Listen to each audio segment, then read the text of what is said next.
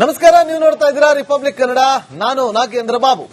ಪ್ರಿಯಾಂಕ್ ಖರ್ಗೆ ವಿರುದ್ಧ ಆರ್ಎಸ್ಎಸ್ ಸಮರವನ್ನ ಸಾರಿತ್ತು.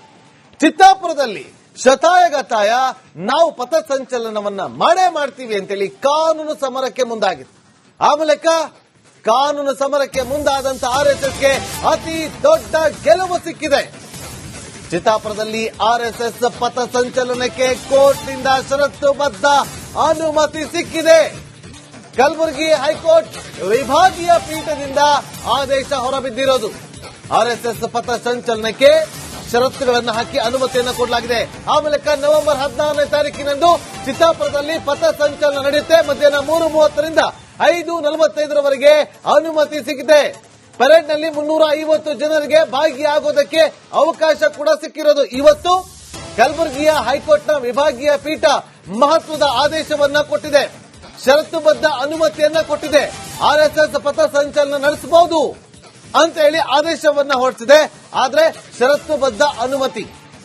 ಆ ಮೂಲಕ ಸಚಿವ ಪ್ರಿಯಾಂಕ್ ಖರ್ಗೆ ವಿರುದ್ಧ ಸಮರ ಸಾರಿದ್ದ ಆರ್ಎಸ್ಎಸ್ಗೆ ಮಹತ್ವದ ಗೆಲುವು ಸಿಕ್ಕಿದೆ. ಅದು ಕಾನೂನಾತ್ಮಕವಾದಂತಹ ಸಮರದಲ್ಲಿ ಸಿಕ್ಕಿರುವಂತಹ ಅತಿ ದೊಡ್ಡ ಗೆಲುವು.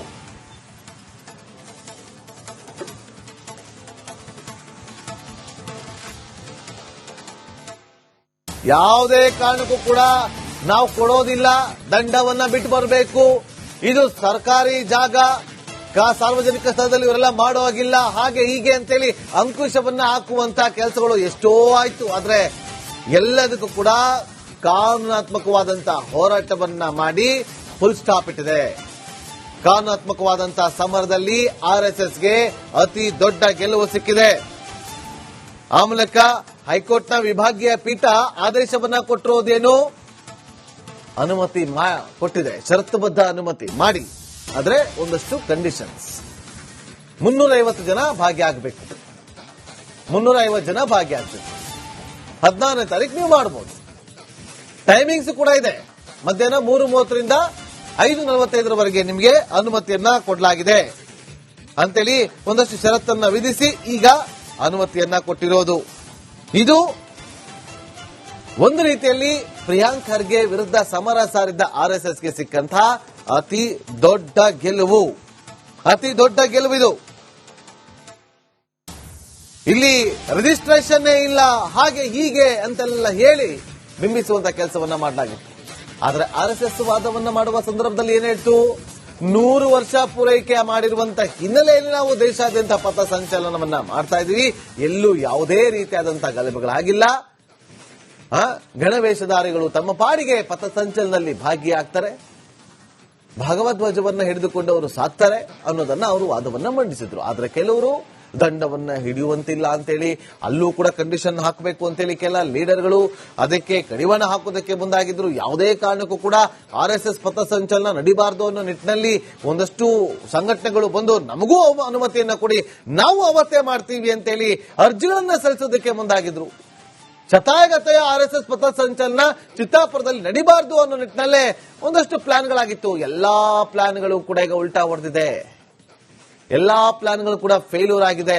ಆದ್ರೆ ಇಲ್ಲಿ ಆರ್ಎಸ್ಎಸ್ಗೆ ಸಿಕ್ಕಂತ ಅತಿ ದೊಡ್ಡ ಗೆಲುವು. ಮತ್ತಷ್ಟು ಮಾಹಿತಿಯನ್ನು ಕೊಡೋದಕ್ಕೆ ನಮ್ಮ ಕಲಬುರಗಿ ಪ್ರತಿನಿಧಿ ಓಂ ಪ್ರಕಾಶ್ ಮುನ್ನೂರ್ ನೇರ ಸಂಪರ್ಕದಲ್ಲಿ ಜಾಯ್ನ್ ಆಗಿದ್ದಾರೆ. ಓಂ ಪ್ರಕಾಶ್, ಇದು ಪ್ರಿಯಾಂಕ್ ಖರ್ಗೆ ಅವರ ವಿರುದ್ಧ ಸಾರಿದಂತ ಕಾನೂನು ಸಮರದಲ್ಲಿ ಆರ್ಎಸ್ಎಸ್ಗೆ ಸಿಕ್ಕಂತ ಅತಿ ದೊಡ್ಡ ಗೆಲುವು, ಷರತ್ತುಬದ್ಧ ಅನುಮತಿ ಸಿಕ್ಕಿರೋದು, ಮಾಹಿತಿ ಕೊಡೋದಾದ್ರೆ.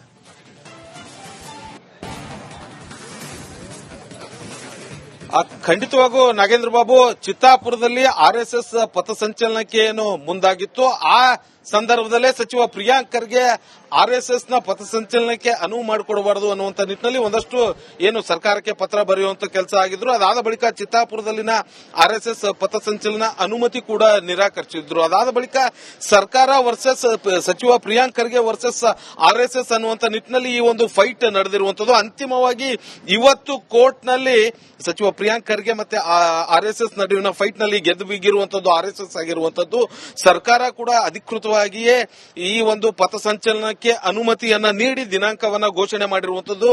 ನವೆಂಬರ್ 16ರಂದು ಚಿತ್ತಾಪುರದಲ್ಲಿ ಏನು ಪಥಸಂಚಲನ ಮಾಡೋದಕ್ಕೆ ಸರ್ಕಾರ ನ್ಯಾಯಾಲಯದ ಮುಂದೆ ಅನುಮತಿಯನ್ನ ನೀಡಿ ಏನು ಇದೀಗ ಅವಕಾಶ ಕೊಟ್ಟಿರುವಂತದ್ದು. ಇಲ್ಲಿ ಕೆಲವೊಂದಷ್ಟು ಷರತ್ತುಬದ್ಧ ಕಂಡೀಷನ್ ಗಳನ್ನ ಕೂಡ ಹಾಕಿರುವಂತದ್ದು. ಅಂದ್ರೆ ಒಂದು ಕಡೆ ಈ ಒಂದು RSS ಪಥಸಂಚಲನದಲ್ಲಿ RSS ನ ಕಾರ್ಯಕರ್ತರು ಸುಮಾರು 850 ಜನ ಗಣವೇಷಧಾರಿಗಳು ಭಾಗಿಯಾಗಬೇಕು ಅನ್ನುವಂತ ನಿಟ್ಟಿನಲ್ಲಿ ಅರ್ಜಿಯನ್ನ ಸಲ್ಲಿಕೆ ಮಾಡಿರುವಂತದ್ದು. ಆದ್ರೆ ಇವತ್ತು ಹೈಕೋರ್ಟ್ ನ ಸಮ್ಮುಖದಲ್ಲಿ ಅನುಮತಿಯ ವೇಳೆಯಲ್ಲಿ ಕೆಲವೊಂದಷ್ಟು ಷರತ್ತುಗಳನ್ನ ಉಲ್ಲೇಖ ಮಾಡಿಕೊಟ್ಟಿರುವಂತದ್ದು. ಕೇವಲ 300 ಜನ ಮಾತ್ರ ಸಂಪರ್ಕದಲ್ಲಿ. ಈಗ ಬಿಜೆಪಿ MLC ಆಗಿರುವಂತಹ ರವಿಕುಮಾರ್ ಅವರು ಈಗ ನಮ್ಮೊಂದಿಗೆ ಸಂಪರ್ಕದಲ್ಲಿದ್ದಾರೆ. ರವಿಕುಮಾರ್ ಅವರೇ ನಮಸ್ಕಾರ. ನಮಸ್ಕಾರ ಸರ್. ತಮ್ಮ ಮೊದಲ ಪ್ರತಿಕ್ರಿಯೆ ನಾನು ಬಯಸ್ತೀನಿ. RSS ಗೆ ಒಂದು ರೀತಿಯಲ್ಲಿ ಕಾನೂನು ಸಮರದಲ್ಲಿ ಸಿಕ್ಕಂತ ಅತಿ ದೊಡ್ಡ ಗೆಲುವು ಇದು. ತಮ್ಮ ಮೊದಲ ಪ್ರತಿಕ್ರಿಯೆ. ಅಲ್ಲ, ಇದರಲ್ಲಿ ಆಶ್ಚರ್ಯ ಪಡ್ತಕ್ಕಂಥದ್ದೇನು ಇಲ್ಲ. ಯಾಕಂದ್ರೆ ಒಂದು 100 ವರ್ಷದ ಸಂಘಟನೆ 100 ವರ್ಷಗಳಿಂದ ಪಥಸಂಚಲನ ಮಾಡ್ತಾ ಬರ್ತಾ ಇದೆ RSS. ಎಲ್ಲಾದ್ರೂ ಒಂದು ಗಲಭೆ ನಡೆದಿರ್ತಕ್ಕಂಥ ಉದಾಹರಣೆ ತೋರಿಸ್ಲಿ ಅವರು. ಇಂಥ ಒಂದು ಸಂಘಟನೆಗೆ ಸರ್ಕಾರದ ಕೆಲವು ಮಂತ್ರಿಗಳ ಒಂದು ಹಸ್ತಕ್ಷೇಪದ ಕಾರಣದಿಂದ ಇದಕ್ಕೆ ಸ್ವಲ್ಪ ತಡೆ ಆಯಿತು. ಕೋರ್ಟ್ಗೆ ಹೋಗಿರ್ತಕ್ಕಂಥ ಸಂದರ್ಭದಲ್ಲಿ ಕೋರ್ಟ್ ನಲ್ಲಿ ಜಯ ಸಿಕ್ಕತ್ತೆ. ರೂಟ್ ಮಾರ್ಚ್ಗೆ ಪಥಸಂಚಲನಕ್ಕೆ ಅನುಮತಿ ಸಿಗುತ್ತೆ ಅಂತಕ್ಕಂಥದ್ದು ನಮಗೂ ಗೊತ್ತಿದೆ, ಸಮಾಜಕ್ಕೂ ಕೂಡ ಗೊತ್ತಿತ್ತು. ಆದ್ರಿಂದ ಒಂದ್ ರೀತಿ RSS ಗೆ ಸಿಕ್ಕಿರ್ತಕ್ಕಂಥ ಜಯ ಮತ್ತು ಹಿಂದೂ ಸಮಾಜಕ್ಕೆ ಮತ್ತು RSS ಬಗ್ಗೆ ಇರ್ತಕ್ಕಂಥ ಒಂದು ನಂಬಿಕೆ. ಈ ಉದಾಹರಣೆಗೆ RSS 16ನೇ ತಾರೀಕು ಮಾಡ್ತೀವಿ ಅಂತ ಹೇಳ್ಬೋದು. ಮತ್ತು ಏನೇನು ಅನುಮಾನವೇ ಬೇಡ, ಶಂಕೆಯೇ ಬೇಡ, ಅತ್ಯಂತ ಶಿಸ್ತುಬದ್ಧ ಏನು ಪಥಸಂಚಲನವನ್ನು RSS ಮಾಡುತ್ತೆ. RSS ಗೆ ಇದು ಯಾವುದು ಹೊಸದಲ್ಲ. ಹಾಗಾಗಿ RSS ನನಗನ್ಸುತ್ತೆ ಅದರ ಪದಾಧಿಕಾರಿಗಳು ಕೂತ್ಕೊಂಡು ನಿರ್ಣಯ ಮಾಡ್ತಾರೆ ಅಂತ ಅನ್ಸುತ್ತೆ. ತಮಗೆ ಖುಷಿ ತಂದಿದ್ಯಾ ರವಿಕುಮಾರ್ ಅವರೇ? ಖಂಡಿತ ಖುಷಿ ತಂದಿದೆ. ಒಂದೇ ಏನು ಅಂತ ಹೇಳಿದ್ರೆ 300 ಸಂಖ್ಯೆಗೆ ಇಳಿಸಿದೆ. ಉದಾಹರಣೆಗೆ RSS ಮನವಿ ಮಾಡಿತ್ತು ಅಂತ ನಾನು ಕೇಳ್ಕೊಂಡೆ. ಸೊ 850 ಜನ 900 ಜನ ನಾವು ರೂಟ್ ಮಾರ್ಚ್ ನಲ್ಲಿ ಇರ್ತೀವಿ, ಅದಕ್ಕೆ ಅನುಮತಿ ಕೊಡಬೇಕು ಅಂತ ಹೇಳಿ ಕೋರ್ಟ್ ನಲ್ಲಿ ಮನವಿ ಮಾಡಿತ್ತು ಅಂತ ನಾನು ಕೇಳಲ್ಪಟ್ಟೆ. ಈಗ 300ಕ್ಕೆ ಇಳಿಸಿದರೆ ಕೋರ್ಟ್ ಎಷ್ಟಕ್ಕೆ ಅನುಮತಿ ಕೊಟ್ಟಿದೆಯೋ ಅಷ್ಟಕ್ಕೆ ಆ ಸಂಖ್ಯೆಯಲ್ಲಿ ರೂಟ್ ಮಾರ್ಚ್ ಮಾಡುತ್ತೆ RSS ಅಂತ ನಾನು ಭಾವಿಸಿದ್ದೇನೆ. ಓಕೆ, ರವಿಕುಮಾರ್ ಅವರಿಗೆ ಒಂದು ನೇರವಾದಂತ ಪ್ರಶ್ನೆಯನ್ನ ಮಾಡ್ತೀನಿ. ಇವತ್ತು RSS ಗೆ ಈ ರೀತಿಯಾಗಿ ಅಂಕುಶವನ್ನ ಹಾಕುವಂತ ಪ್ರಯತ್ನಗಳು ನಡೆದಿರೋದು ಇಡೀ ರಾಜ್ಯದ ಜನತೆನೇ ಕಣ್ಣಾರೆ ಕಂಡಿದ್ದಾರೆ. ಹಾಗಾದ್ರೆ ನಾಳೆ ಬೇರೆ ಯಾವುದೇ ಸಂಘಟನೆಗಳು ಕೂಡ ಈ ರೀತಿಯಾಗಿ ಪಥಸಂಚಲನ ಮಾಡ್ತೀವಿ, ಪರೇಡ್ ಮಾಡ್ತೀವಿ ಅಂತಂದ್ರೆ ಇದೇ ರೀತಿಯಾಗಿ ಕಾನೂನು ಸಮರಕ್ಕೆ ಮುಂದಾಗ್ತಾರ? ಆಗ್ಲೂ ರಾಜ್ಯ ಸರ್ಕಾರ ಇದೇ ರೀತಿ ಕಡಿವಾಣ ಹಾಕುವಂತ ಪ್ರಯತ್ನಗಳನ್ನ ಮಾಡುತ್ತಾ ಅಥವಾ ಕೇವಲ RSS ಮಾತ್ರನೇ ಕಡಿವಾಣನ? ಇದು ಮೇಲ್ನೋಟಕ್ಕೆ ಎಲ್ಲರಿಗೂ ಕೂಡ ಗೊತ್ತಿರುವ ಸತ್ಯ. RSS ರೂಟ್ ಮಾರ್ಚ್ ಮಾಡ್ತೀವಿ ಅಂತ ಅನ್ನೋದಕ್ಕೋಸ್ಕರವಾಗಿ ಅದು ಚಿತ್ತಾಪುರದಲ್ಲಿ, ಬೇರೆ ಕಾನ್ಸ್ಟಿಟ್ಯೂನ್ಸಿಗಳಲ್ಲಿ ಯಾರು MLAಗಳಿದ್ದಾರೆ, ಯಾರು ಹಿಂದೂ ಸಮಾಜದ ಪ್ರಮುಖರಿದ್ದಾರೆ, ನಾಯಕರಿದ್ದಾರೆ, ಯಾರು ಕೂಡ ತಕರಾರು ಮಾಡಿಲ್ಲ. ಅಲ್ಲಿನ MLA ಮಾತ್ರ ತಕರಾರು ಮಾಡಿದ್ದಾರೆ. ಮತ್ತು MLA ಯಾರು ಹಿಂದೆ ಮುಂದೆ ಇರ್ತಾರೆ ಅವರು ಕೂಡ ಸ್ವಲ್ಪ ಕೆಲವರು ತಕರಾರು ಮಾಡಿರಬಹುದು. ಅವ್ರಿಗೆ ಕೂಡ ಗೊತ್ತಾಗತ್ತೆ 16ನೇ ತಾರೀಕು ಎಷ್ಟು ಶಿಸ್ತುಬದ್ಧವಾಗಿರ್ತಕ್ಕಂಥ ರೂಟ್ ಮಾರ್ಚ್ ಅನ್ನು RSS ಮಾಡುತ್ತೆ ಅಂತ ಹೇಳಿ. ಹಾಗಾಗಿ ನಾನು ಒಂದು ವಿನಂತಿಯನ್ನ ಮಾಡ್ತೇನೆ, ಬೇರೆಯವ್ರಿಗೂ ಕೂಡ ಈ ರೀತಿಯ ಒಂದು ರೂಟ್ ಮಾರ್ಚ್ ಮಾಡೋದಕ್ಕೆ ಅವಕಾಶ ಮಾಡಿಕೊಡ್ಬೇಕು. ಅವರು ಕೂಡ ಬೇರೆ ದಿನಾಂಕಗಳಲ್ಲಿ ಮಾಡ್ಲಿ. ಸಮಾಜದಲ್ಲಿ ಆದಷ್ಟು ಬೇಗ ಶಿಸ್ತು ಬರ್ಲಿ. RSS ಒಂದೇ ಸಾಕಾಗಲ್ಲ. RSS ಅಂದ ರೀತಿ ಹಲವಾರು ಸಂಘಟನೆಗಳು ಈ ರೀತಿ ಶಿಸ್ತು, ಸಂಯಮ, ದೇಶಭಕ್ತಿ, ಸಾಮಾಜಿಕ ಕಳಕಳಿ, ಸಾಮಾಜಿಕ ಸೇವೆ, ಕಾರ್ಯ ಇವನ್ನೆಲ್ಲವನ್ನು ಮಾಡುವಂತ ಅವಶ್ಯಕತೆ ಇದೆ. ಈಗ ಉದಾಹರಣೆ ನೋಡಿ, ಈ ಪ್ಲಾಸ್ಟಿಕ್ ಎಷ್ಟು ವರ್ಷದಿಂದ ಪ್ಲಾಸ್ಟಿಕ್ ಬಳಸಬಾರ್ದು ಅಂತ ನಾವು ಜಾಗೃತಿ ಮಾಡ್ತಾ ಇದೀವಿ, ಆಗ್ತಾ ಇಲ್ಲ. ಓಕೆ, ಒಂದು ವಿಚಾರ ರವಿಕುಮಾರ್ ಅವರೇ, ಒಂದು ವಿಚಾರ, ಇನ್ನೊಂದು ಪ್ರಶ್ನೆ. ಕೆಲ ಸಂಘಟನೆಗಳು ನಮ್ ಜೊತೆನೆ ರಿಪಬ್ಲಿಕನ್ ಜೊತೆನೆ ಮಾತಾಡ್ಬೇಕಾದ್ರೆ ದಂಡ ಯಾಕೆ ಇಟ್ಕೊಂಡ್ ಬರ್ಬೇಕು, ಯಾಕೆ ಆ ಒಂದು ಭಗವಧ್ವಜವನ್ನು ಹಿಡ್ಕೊಂಡು ಬರ್ತಾರೆ, ರಾಷ್ಟ್ರಧ್ವಜವನ್ನ ಹಿಡ್ಕೊಂಡು ಬರೋದಕ್ಕೆ ನಮ್ದೇನು ತಕರಾರಿಲ್ಲ, ದಂಡ ಯಾಕೆ ಬೇಕು ಅಂತೇಳಿ ಪ್ರಶ್ನೆನ ಮಾಡಿದ್ರು.